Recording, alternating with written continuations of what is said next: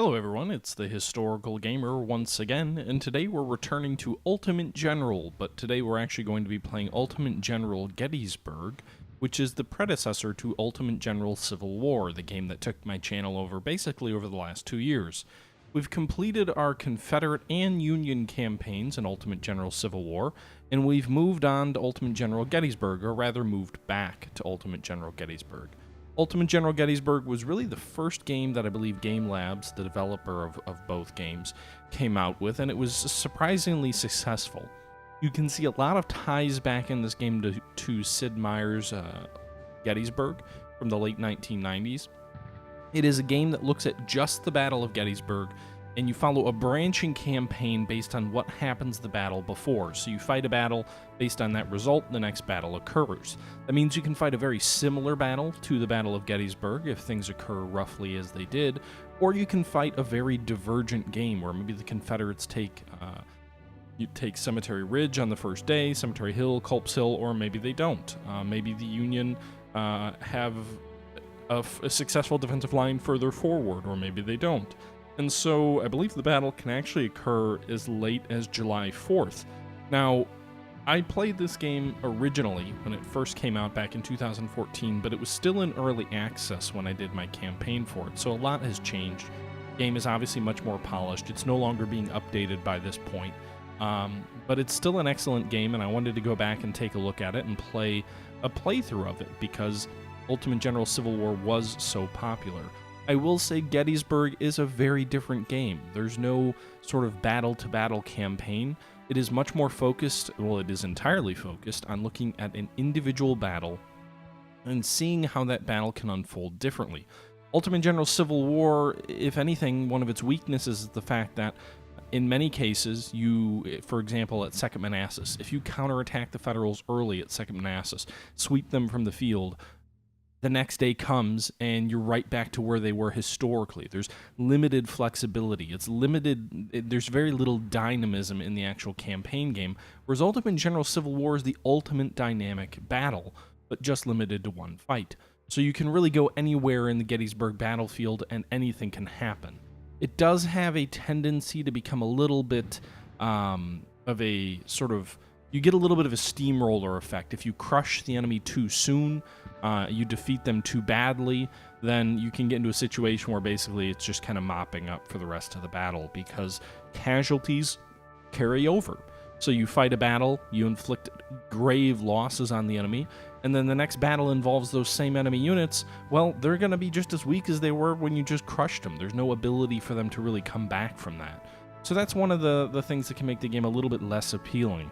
And for that reason, I'm going to be playing as the Confederacy. The Union has an interesting gameplay, but the problem with the Union is if they do well early on, they can really crush the Confederates' ability to be competitive, because almost 2/3 of the Confederate army will be engaged on July 1st. That means if you really ravage those 2/3 of the army, July 2nd and especially July 3rd can be a little bit of a cakewalk. Whereas if you play as the Union, you only have, if you play as the Confederates, the Union only have 2 of their corps on the field on July 1st. July 2nd is largely fresh forces that have not been deployed previously. And July 3rd is a little bit of a reused force, but you still have the 6th Corps coming in largely uncommitted. So the Federals commit their forces in a more staggered way, which I think means if I do win early, that makes things more interesting going later into the game. So let's go ahead and jump in and start a new campaign here. And let's go ahead and fight as the Confederacy. The Confederate soldiers are universally high-spirited and courageous. They're able to sustain heavy fire without breaking and are hard, experienced troops. Confederates' equipment is tough. Confederate equipment is, though, less advanced compared to Union, and they lack professional military training. Seems silly, both sides had about the same, but in any event, leading to a disadvantage in prolonged engagements at range. Okay, well, everybody has to have their perks. I know the Union are better at artillery. Because I haven't played this in a long time, we're going to go ahead and play as the balanced AI. So mobile and aggressive, the balanced AI uses his units wisely to attack or defend from the flanks or the center. This becomes a weakness in defense because he prefers mobility over holding secure locations. We could go with dynamic, the ability to concentrate his forces against your weak points rapidly, then outmaneuver and outclass you in many situations. Again, this is very similar to the customizable AI in Sid Meier's Gettysburg, where you had to pick between Hill, Lee, Longstreet, but then it was also sort of a flexible versus dynamic versus static type of an officer. This is really where you see some of that inspiration coming from Sid Meier's Gettysburg. I believe the most difficult tier over here on the right, actually going up toward the top, is the increasing difficulty. So determined and is the most aggressive and difficult. Dynamic is sort of a balance of aggressiveness but very difficult. And cunning is the least aggressive but still very difficult. So actually maybe we'll go with, I don't know if we go with dynamic. It's a mix of aggression. I'm not sure it matters as much. We'll go with balanced. We'll kind of put it in the middle here. I don't know what boost AI does, but we'll do it. And we'll go to battle.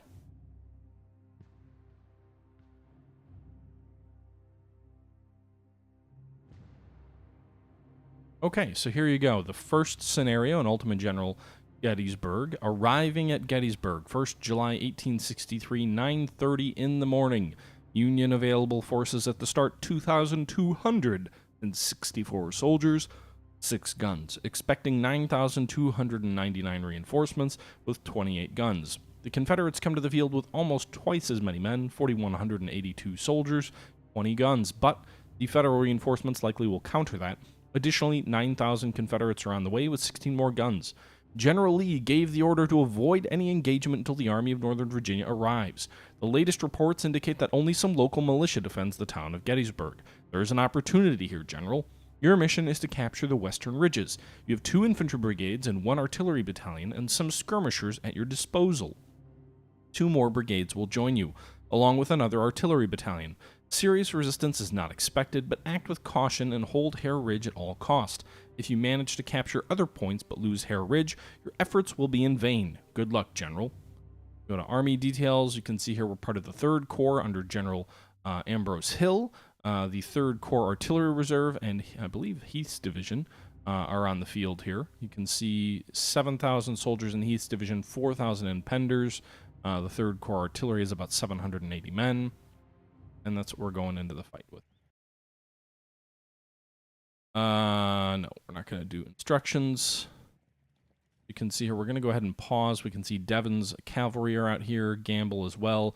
Caliph's artillery battery, additional skirmishers here to the south, and some mounted up cavalry. We can zoom out with the mouse wheel, so you can see here there's objective points on Seminary Ridge, Oak Ridge, and Oak Hill, I guess, is that up here? Or Woods, or McLean's Farm, or something. You can see there's no objective point over here, and we do have to hold Hare's Ridge, so essentially if we fail to hold the ridge, we will lose. First thing I'm going to do is move some of my artillery up here onto Hare's Ridge. I'm going to move these guns forward a little bit to be a little bit more impactful with the enemy. Swing these forward here. We'll go ahead and put the skirmishers on the ridge line itself. We've got our 2 brigades, Davis's and Archer's brigades, that are coming up here. And what we're going to do is we're going to move Archer's brigade here to the south through these woods, and then they're going to try and strike Gamble's flank. Davis's brigade's going to move a little bit further north and then come in down on Devon's flank. You can see here the user interface is a little bit different than Ultimate General Civil War. But it's still just sort of the same sort of simple click and drag. I feel like you can zoom in a little bit more with Ultimate General Gettysburg also versus Ultimate General Civil War. There also does, there's another thing here that, FG, there's another ability here where you can actually see the terrain as well. I don't remember what the actual button is, but it'll actually give you elevation details about these battles that isn't available in Ultimate General Civil War. Often it's not always clear, you know, are you on high ground or are you on low ground? The game actually does give you a topographical map and an ability to see that in this game, but I'm not quite sure how to do that. All right, we're going to go ahead and move Heath's skirmishers forward, actually. We're going to go ahead and kind of pin this artillery down. Meanwhile, Davis's troops are still coming up. Archer's swinging around on the flank. He's actually getting peppered a bit by Gamble's troops. We're going to go ahead and run him into position. Halt. Start shooting at them. Also got some vedettes on his flank. Go ahead and run Davis over here too.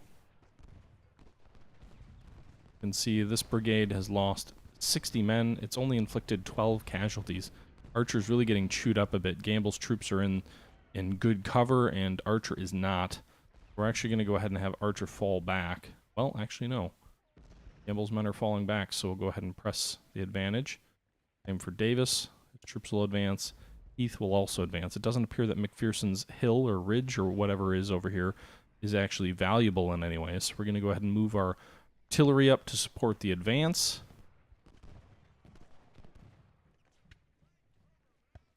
Go ahead and move Hill up as well. And Davis will continue pressing in on this flank.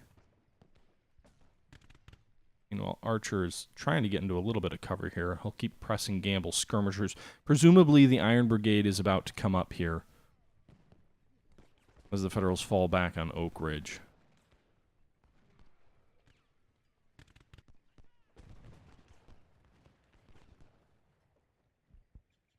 Chewing up Caliph's battery of artillery here. He's down to 43 men.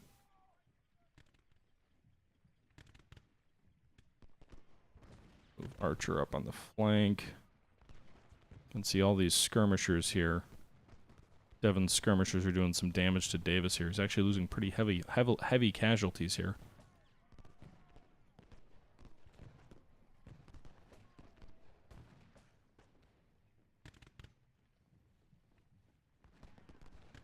Okay.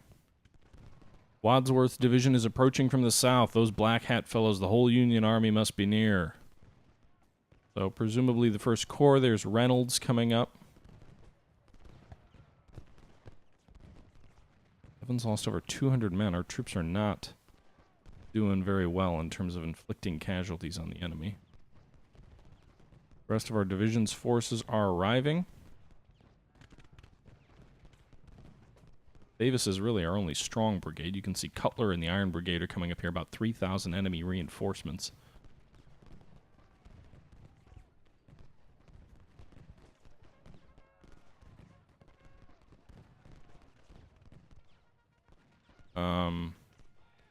Troops are starting to come up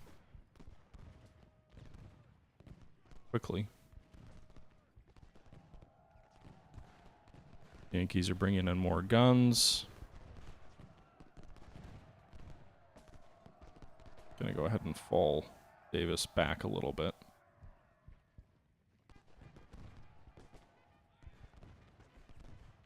Just looks like 2 more brigades are coming in here. We're gonna run them to the front.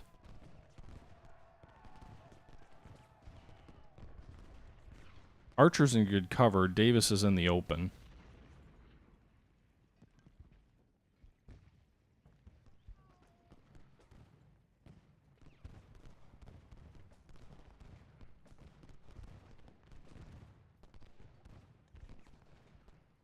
Pettigrew will come up over and try and take this hill. Rockenborough is going to extend Archer's flank. Stop his...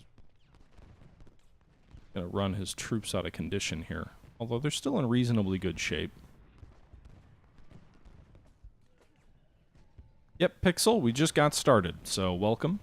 We're starting a new battle of Ultimate General. Gettysburg. Can my men not see? Can my artillery not see here?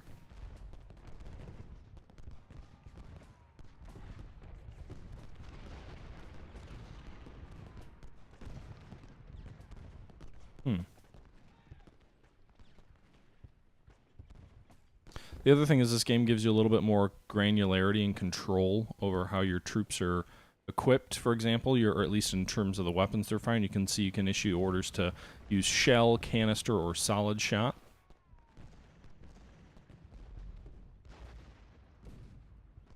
These skirmishers are actually some of the most efficient troops we have so far. Just moved Archer's men forward here. They put a nice little volley there into the flank of the Iron Brigade, which promptly fell back.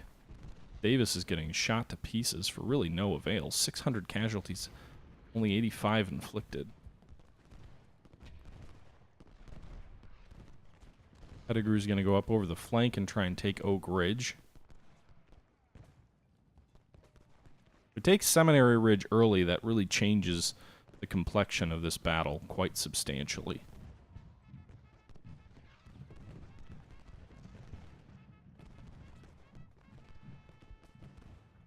Davis up. Support Pettigrew. Butler's going to kind of be on his flank here.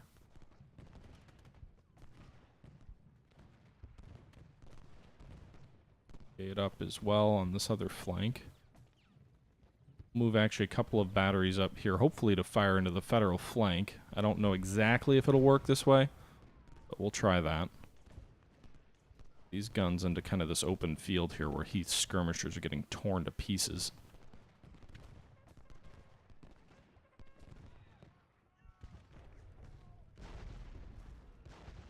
Completely forgot about Brockenborough here. At least his men have had a chance to recover some conditioning here. They'll come in on the Iron Brigade's flank.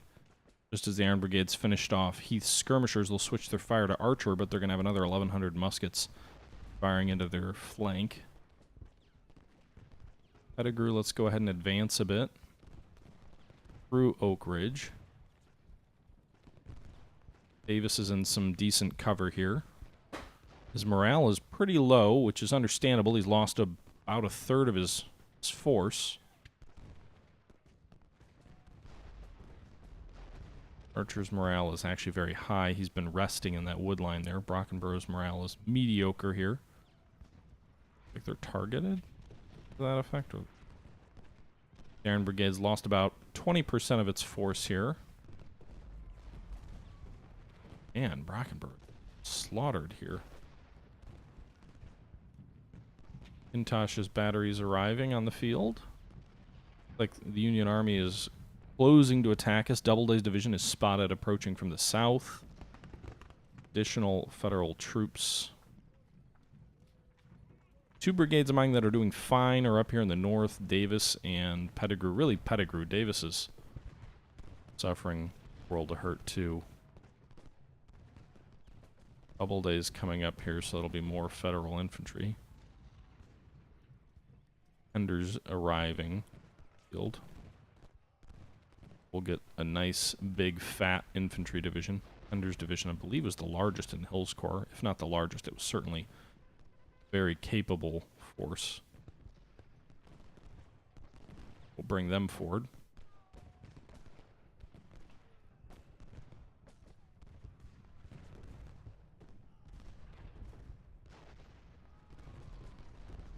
We're going to bring McCurran and Zimmerman up here on the flank of Pettigrew.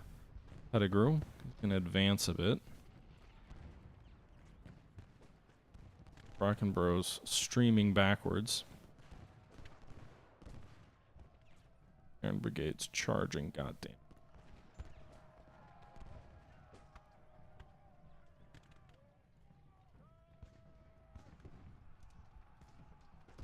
Davis's brigade's running too. Will these reinforcements get there in time? Gales has got a pretty open march across some open ground. Same for Lane. Whoa. The vedettes went like directly over Archer.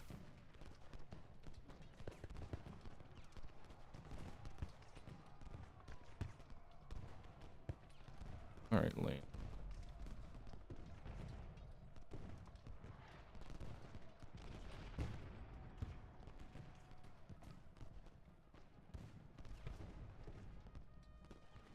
They're literally on top of Archer's brigade. It's melting away. Robinson's division's spotted approaching from the south. Davis, go over here on Oak Ridge. Pettigrew's got to kind of hold forward, but at least driving him back won't necessarily defeat my troops.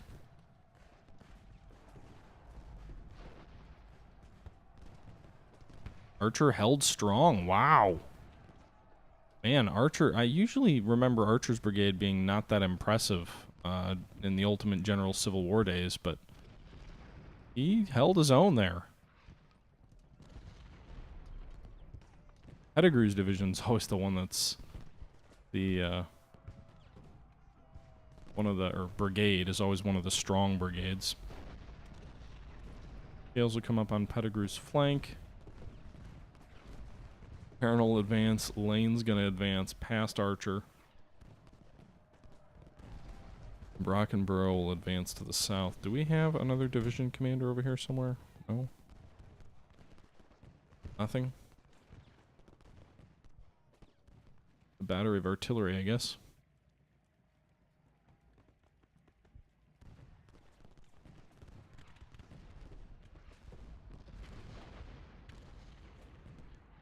Federals are falling back. Aaron, you'll advance. Scales, you'll advance in that wood line. Pettigrew's holding the flank. Brockenborough, you're not going to do it, are you? Going to keep retreating the second that you're facing anything relatively strong.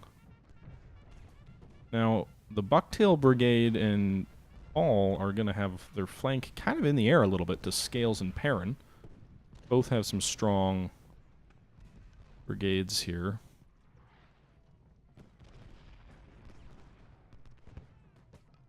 Go north and take that. Just for the sake of taking it. There's a lot of troops here crammed into a relatively narrow area. Morale 63, morale 20. Lane for not very good. Man. Alright, Scales advance south. We've kind of turned their flank here in the north a bit. So Pettigrew's going to advance, Scales going to advance, Perrin's going to advance. Brockenborough forward as well.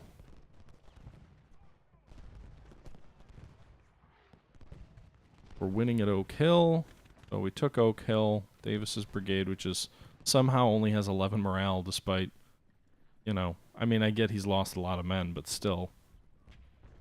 Nowhere near the enemy. You'd think his morale would be a little bit higher than that.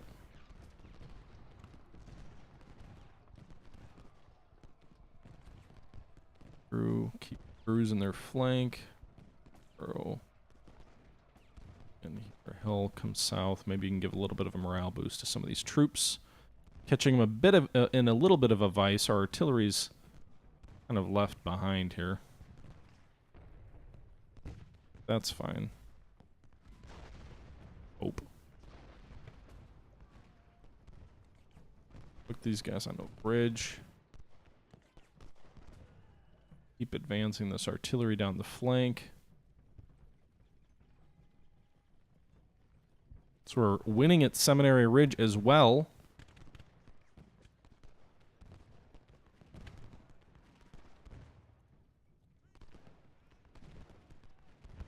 Okay. So that wood line.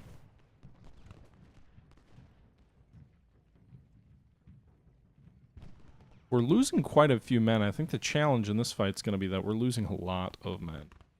And that, yes, we're taking the objective early, but we're also shooting Heath's division up. Now, the one plus side of that is you're not going to have 3 or 4 scenarios necessarily where Heath's division gets shot up attacking Seminary Ridge in the follow-on or anything like that. But we'll see. The numbers favor the Federals, actually. Up here on the top right, you can see the Federals have more troops than we do.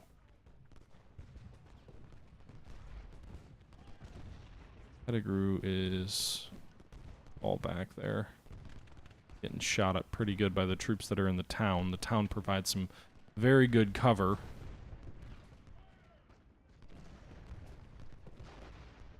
Like, how is Davis not recovering any morale? What do you need? General Lee to come up there himself and inspire your men? General Lee's probably pissed off back in his command tent wondering why the hell we're fighting this battle in the first place. Alright, so the fight's been going for about 2 hours now. We're actually outnumbered, or it feels like we're like we are actually slightly outnumbering the Yankees by about 600 men. Move Archer south. His morale's recovered a bit.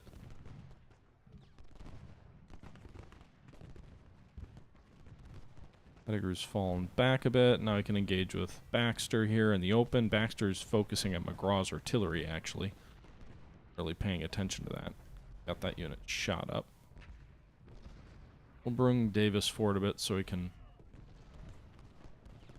come under Hill's sort of tone of leadership. That's a thing. Hertz battery's getting shot up too. I don't use artillery very effectively there. Just leave them out there to get shot to pieces. Lost a couple of artillery batteries, actually. 500 more men than them, about 8 more guns.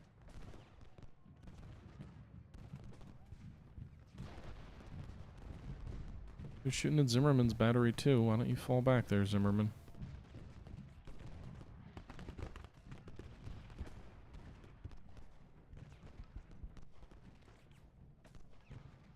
Brackenborough's lost about 300, inflicted about 100, 500 to 400, 100 to 100, 160. So Parent's Brigade has inflicted more, and so has Scales Brigade. And those are the only 2 brigades that have inflicted more casualties than they've lost. And the rest isn't even close. The artillery might help to even some of that out. Some of these units have done reasonably well.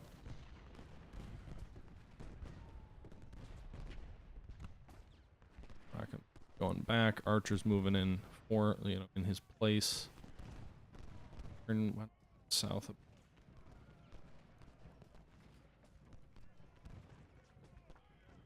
I don't know. I mean, I'm hoping this thing's almost over. We don't have to deal with a concerted attack. If the AI went all in, tried to charge us, I think we'd be in some trouble here.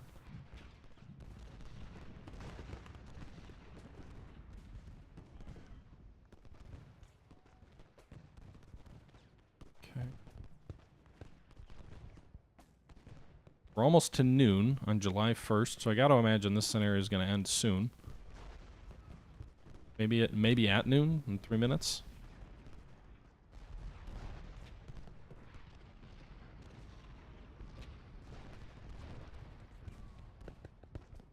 Reynolds might be trying to flank us in the south. I think we've got, but again, as long as we end in a reasonable amount of time. Battle is about to end.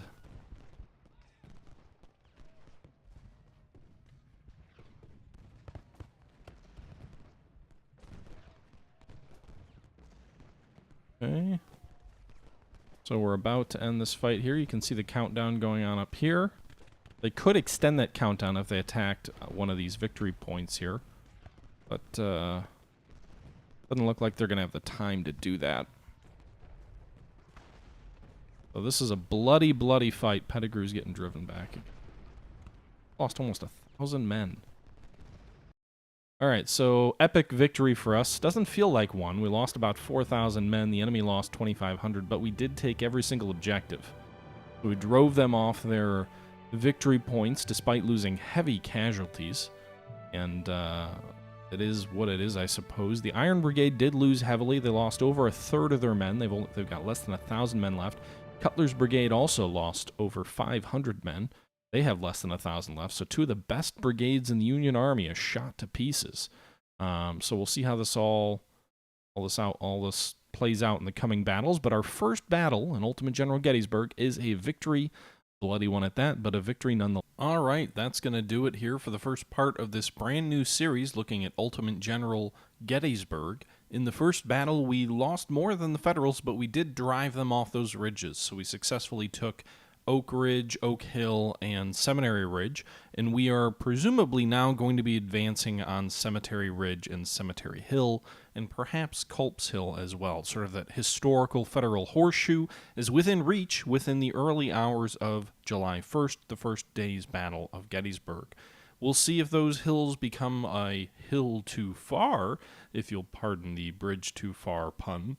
And we'll cover all of that in the next video here. So I hope you guys are enjoying the beginning of this new series. I did stream this just the other night. And until next time, guys, this is the Historical Gamer saying thank you for watching, and I'm out.